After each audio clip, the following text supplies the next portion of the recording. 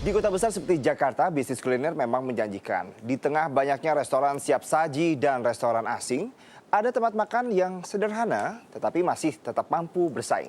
Dengan harga terjangkau, warung Tegal atau warteg ternyata masih menjadi tempat makan favorit bagi sebagian warga Jakarta. Keberadaannya dapat kita temui di hampir setiap sudut ibu kota.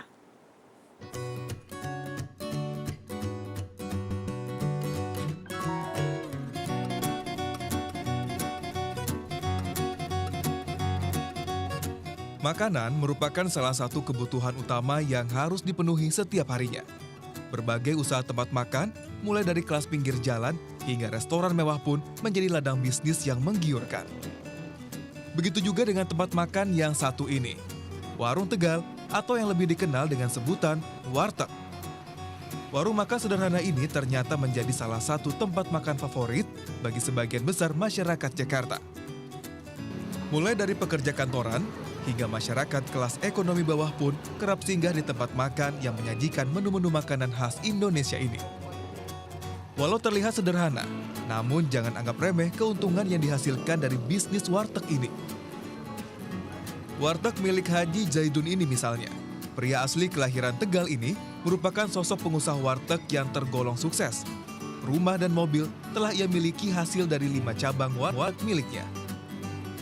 Namun semuanya ia raih dengan kerja keras. 23 tahun, bapak satu orang anak ini menggeluti usaha warteg. Mulai dari tenda di pinggir jalan hingga mengontrak rumah. Jatuh bangun dan berbagai kendala pun telah ia alami.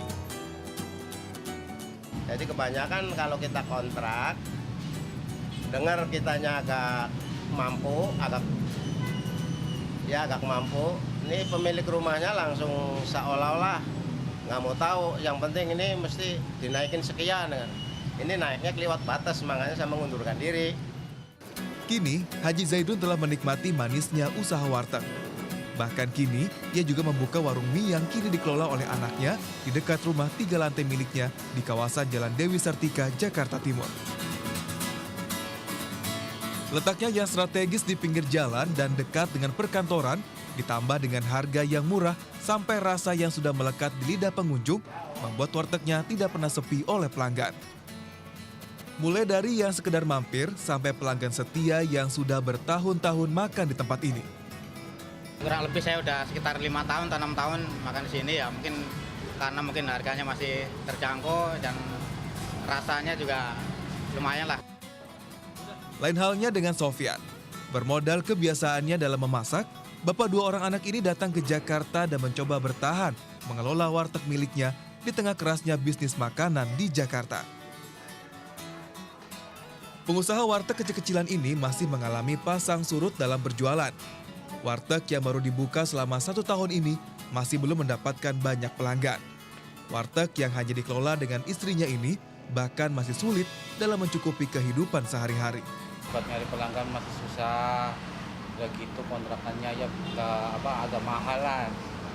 Terus buat nutup sehari-hari masih susah.